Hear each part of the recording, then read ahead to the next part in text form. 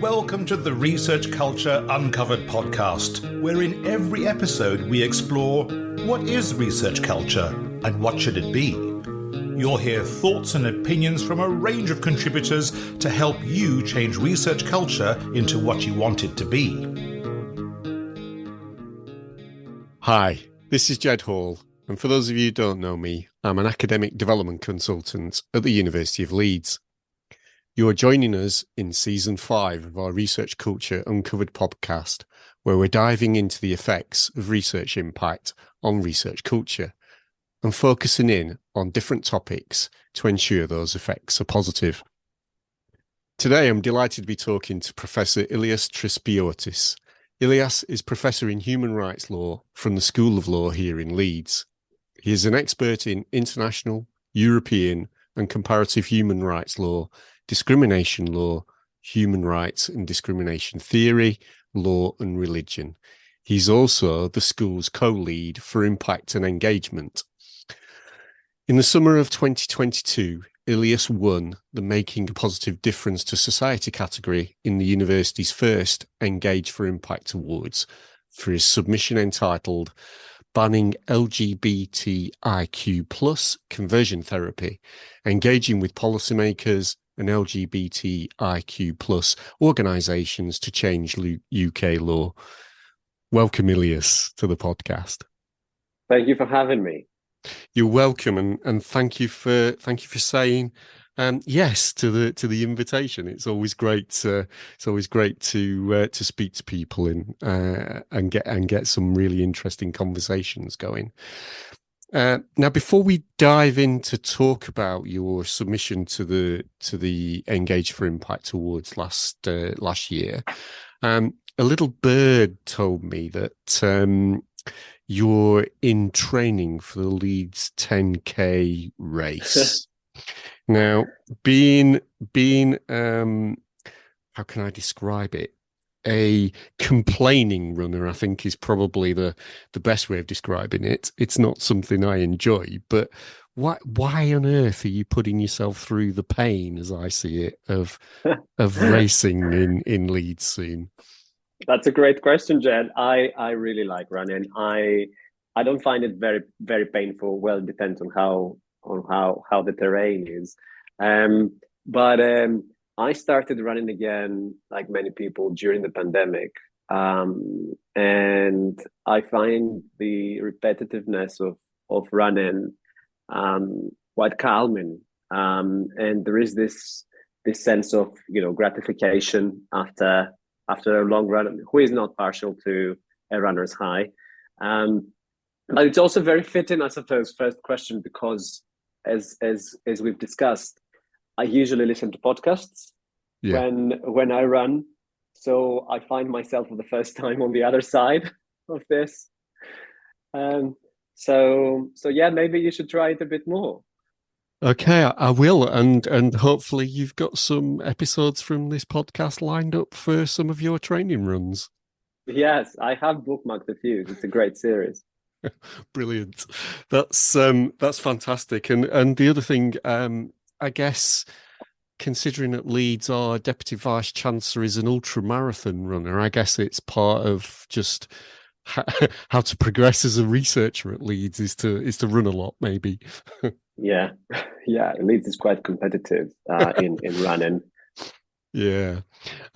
So thinking about the submission to the awards. First of all, first question, I wonder if you could tell us some more about what conversion therapy actually is, and do you think we're heading towards a change in UK law?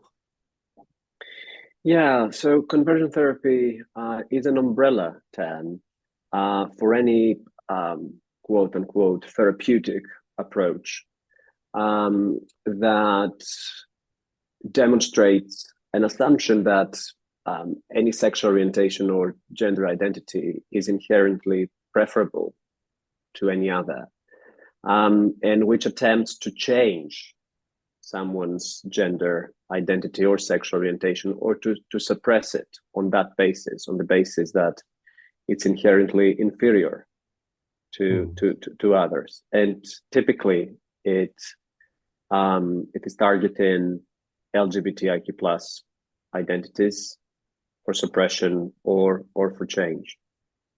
Now, the UK government, and I've worked a lot with the UK Government Equalities Office and other UK NGOs for this project. The UK government, they have promised to ban conversion therapy in law multiple times.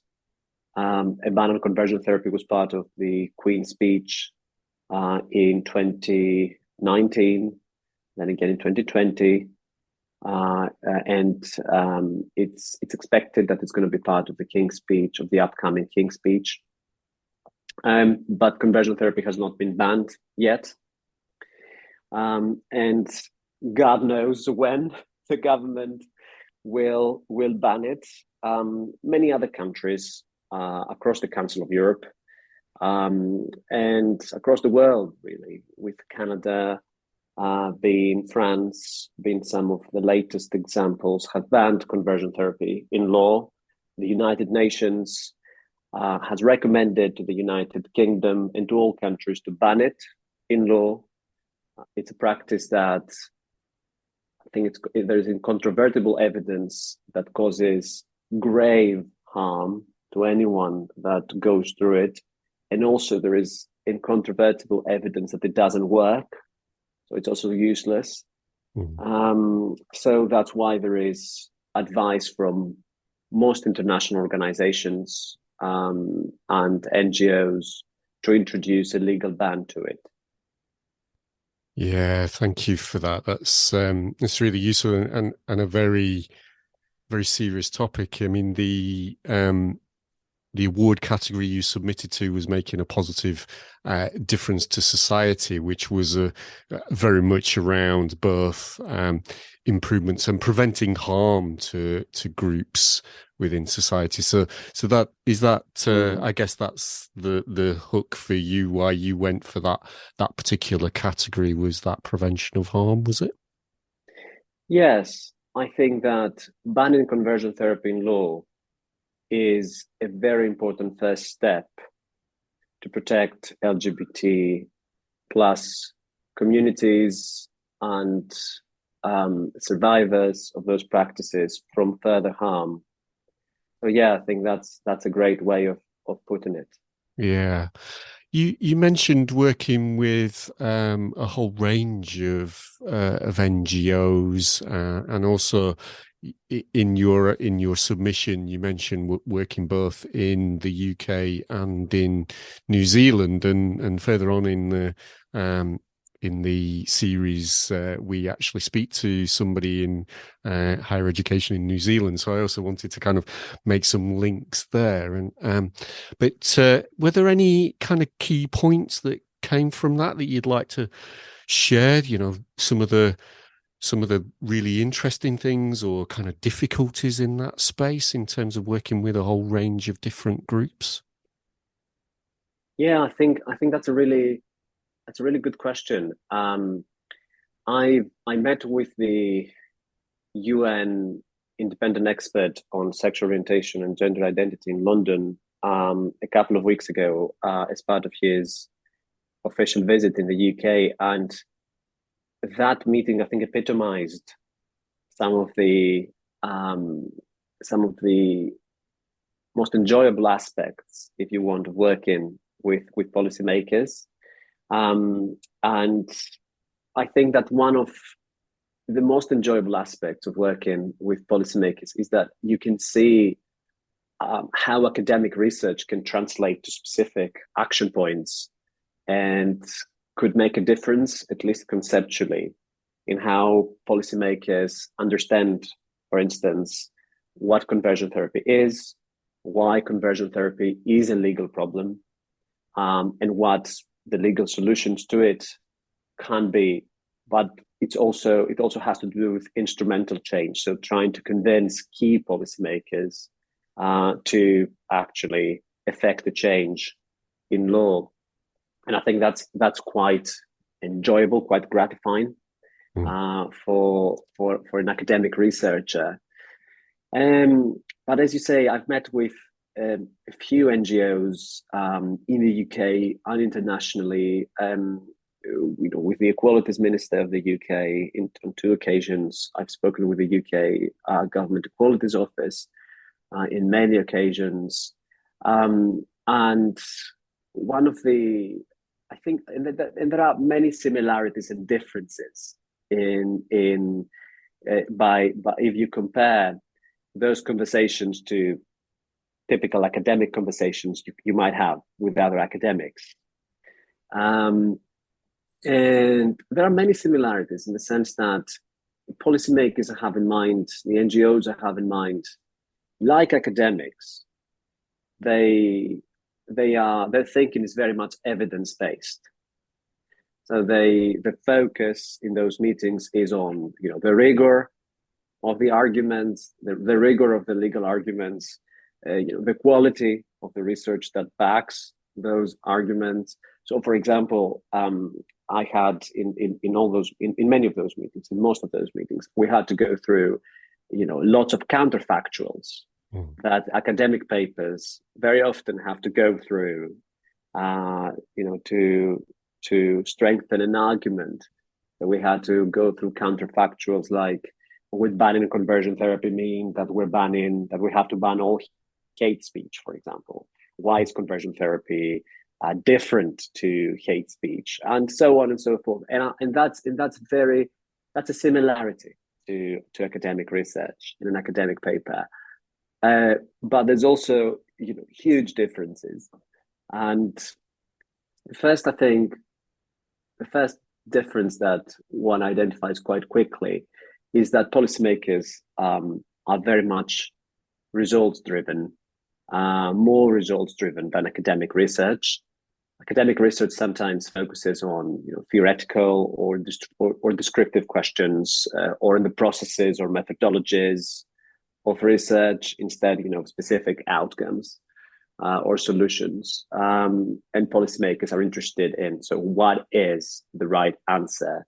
In a few words, what should we do here? What would be the problem if we don't do that? What would be the problem if we do that? And this very much results-oriented approach, I think, differentiates policymakers from academic researchers in another way as well, not just because it's very much results-oriented, but because policymakers, they need straightforward answers, free of jargon as much as possible. So working with them throughout the project, I had to distill all the research evidence that we have on conversion therapy and in favor of a legal ban on conversion therapy to key messages, bullet points, to fit their need for very specific, straightforward answers, which they can share with MPs and with lawmaking, more generally processes. People with short attention spans and not much time in their hands. So this was a very, very important lesson for me, learning how to turn academic research into key bullet points, summarize those, translate those for a different audience if you want.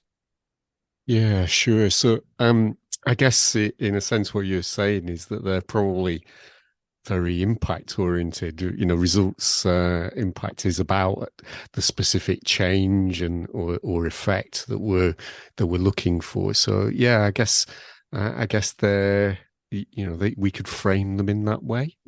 Yeah, I think that's a very good way of framing that. Yeah. So maybe that's where the two worlds overlap is in that a desire for that change, whatever that change is. And I guess this is very much personal values driven as well for you, is that? Yeah, I'm committed to equality, LGBT equality, and human rights.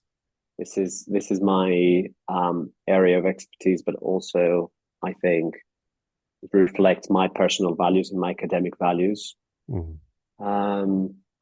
So yeah, there is something personal to this project for me, and I've realized that as well, working with NGOs, meeting survivors of conversion therapy, how important this project, how important introducing a legal ban to those practices is for so many people, and it's very humbling. Yes. Yeah, it's often said that policymakers can react to those personal stories much more, much more understandably and potentially favourably to the policy change you're looking for as a researcher. Did you find that they were interested both in the kind of personal stories as well as in those counterfactuals you were talking about that are more, I guess, theoretically driven, those arguments? Absolutely. The personal stories in this project, at least, but more generally, have huge power for policymakers. They can relate some of the legal problems, for example, that conversion therapy poses to specific communities, specific faces and stories. And this is very important for mobilization. And we've seen in the UK, at least, MPs coming from very different political backgrounds, being united in the willingness to ban this after listening to survivors, after being exposed to true stories of people in the UK who've been through those practices very recently, some of them, and hearing how they felt, how that happened to them, why did they choose to go through this, and that has been extremely powerful.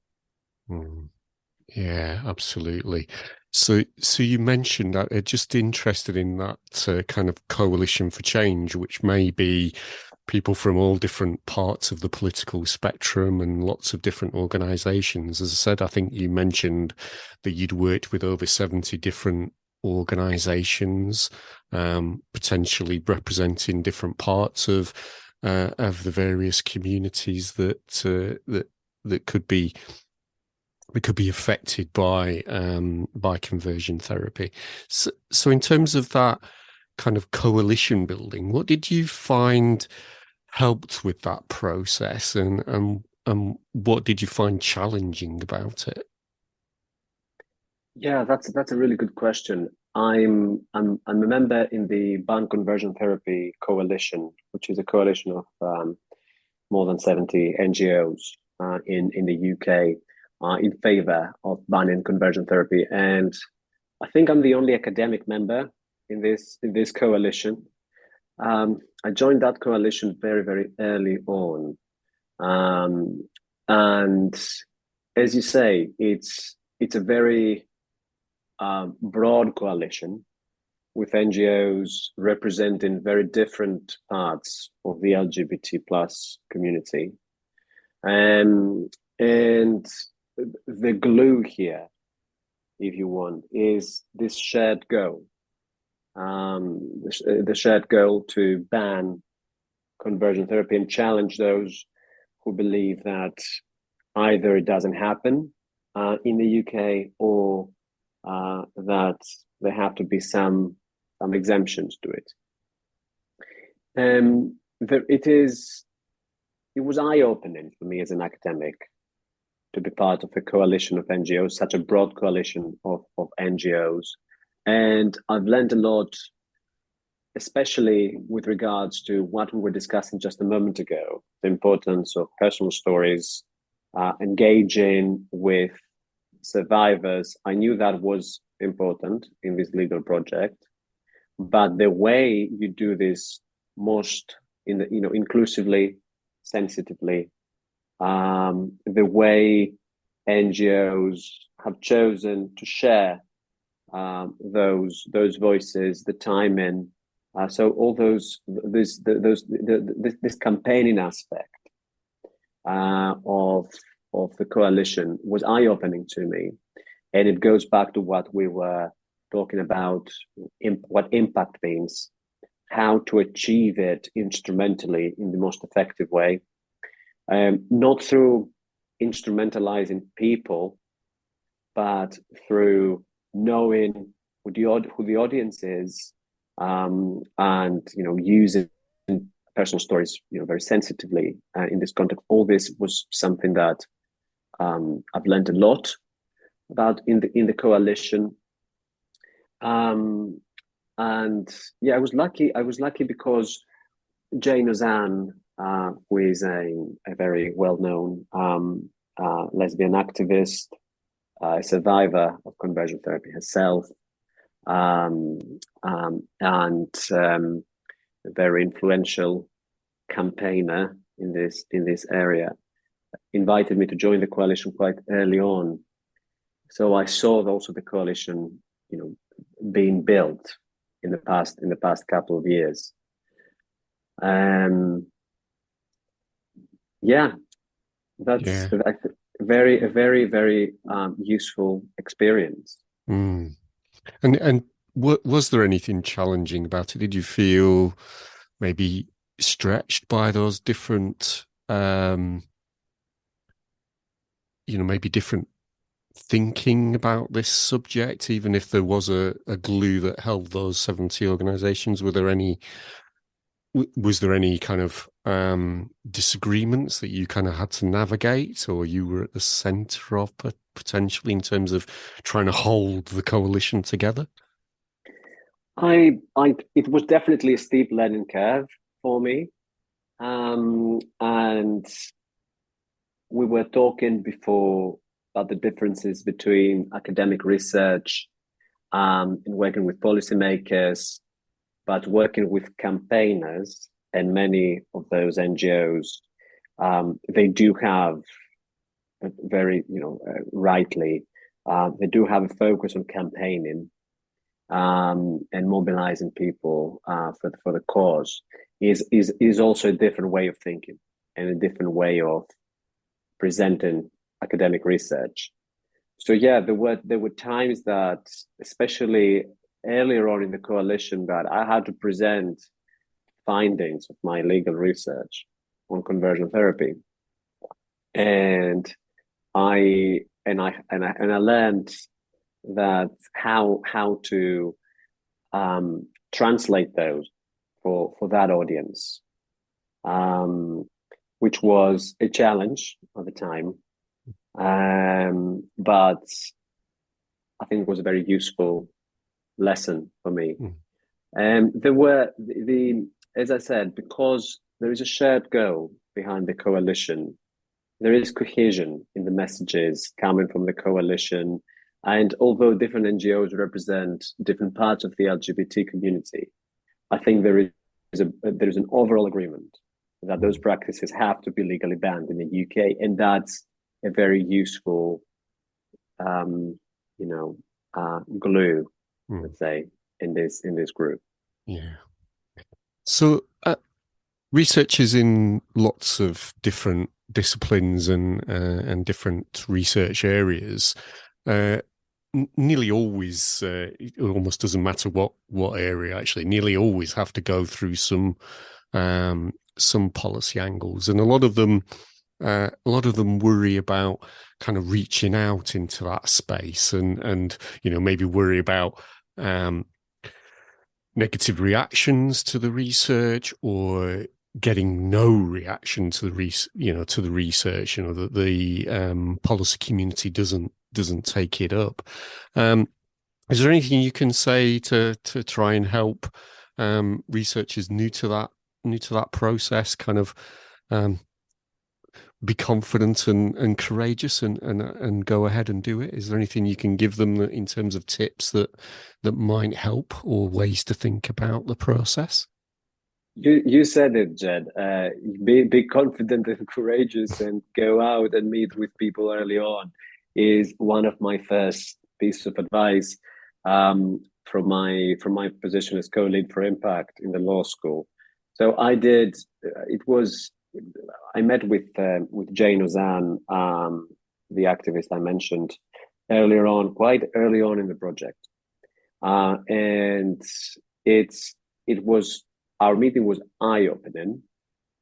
She said that the UK government, they're planning an inquiry on this.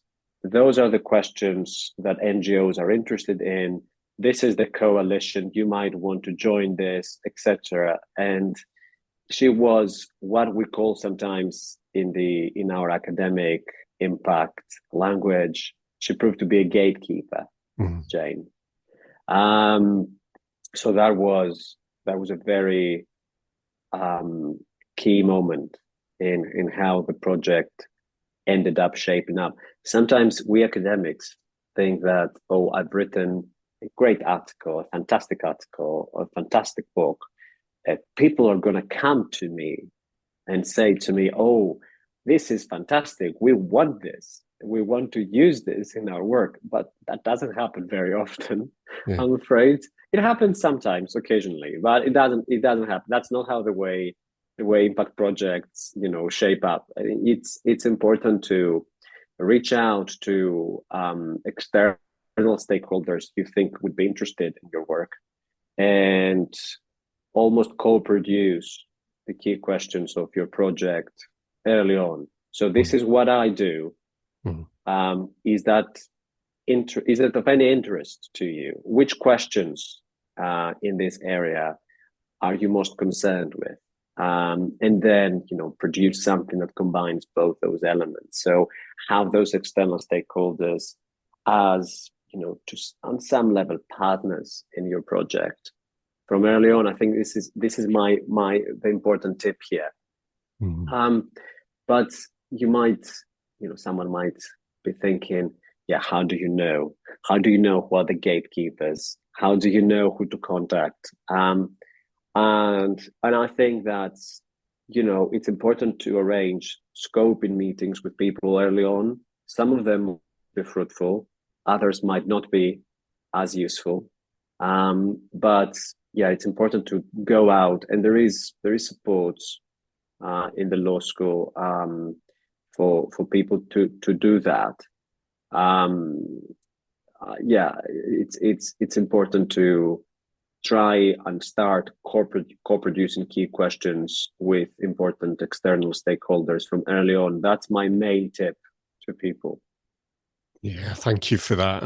We have a couple of episodes in later on in the season looking at co-production, and I know our Social Sciences Institute, which covers a range of faculties at Leeds, has done a lot of work in that space to try and exemplify really good co-production practices. So look out for that. We've got an interview about that. Brilliant. It's really interesting. It's already recorded, so I kind of know what's in it, but I don't want to give too much away in this. But look out for that. It's coming along later in the season. The interesting thing for me, so I've also got somebody from New Zealand coming up, and you mentioned that you'd also worked with policymakers in that country. Now, the person from New Zealand said to me in her interview that because it's a smaller place, the degrees of separation from you to the Prime Minister are smaller than it may feel like in the UK. So what was your experience of working with the different policy communities in the two countries? Yeah, that's a really interesting question, Jed. I was invited by the Justice Committee of the New Zealand Parliament to give evidence on the ban on conversion therapy that they were discussing there in New Zealand. There are many similarities in the way that policymakers in New Zealand think, the type of evidence they're most interested in. But there were some key differences, some key interesting differences that spring to mind. Firstly, when the Justice Committee published the call for evidence on conversion therapy, and I submitted evidence in that call, there was a tick box that anybody could tick if they wanted to appear in front of the committee. So that was really interesting because the committee did invite specific experts, and I was one of them. But then many people from all backgrounds appeared in front of the committee to discuss their experience, their views about conversion therapy. Not experts, but everyday people, but also people from NGOs, activists, and religious people. So a very, very broad range of individuals came before the committee to discuss their views about the ban. And that was really interesting because, of course, it gave the Justice Committee a much broader overview compared to the UK Parliament, to the Women and Equalities Committee here, which invited just 6 people. Mm-hmm. But maybe it has to do as well with the fact that New Zealand is a much smaller country, as you were saying. The other element that I found really interesting is that there was a significant focus on Indigenous people. There was sensitivity towards the experience of Indigenous people with conversion therapy. And that sensitivity to it is, again, I think, characteristic of New Zealand. But it also showed this additional layer of sensitivity in the discussion that I hadn't really come across in other countries I've worked in for this project. That's really interesting because there's been a lot of work within the committee structure in the UK Parliament to kind of try and diversify kind of who provides evidence, and I think that's starting to be kind of more successful in the kind of written forms of evidence, where you put stuff in at the beginning of the process.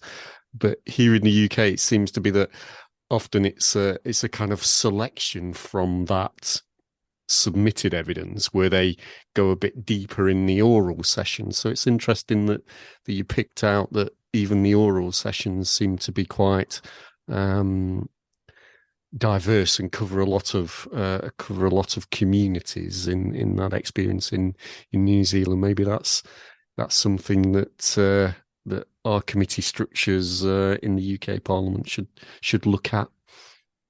Ilias, so since winning the award last summer, you've been promoted. So I was just really interested in terms of, how much you talked about the impact side of your work within your promotion application for your in terms of applying to be a professor. Yeah, thanks, Jed. I did talk a little bit about my impact work in my promotion application. I think that it did play some role, but and I think that's a welcome change in the culture of academic research. It is important to publish excellent articles, excellent papers, and my impact work does include those.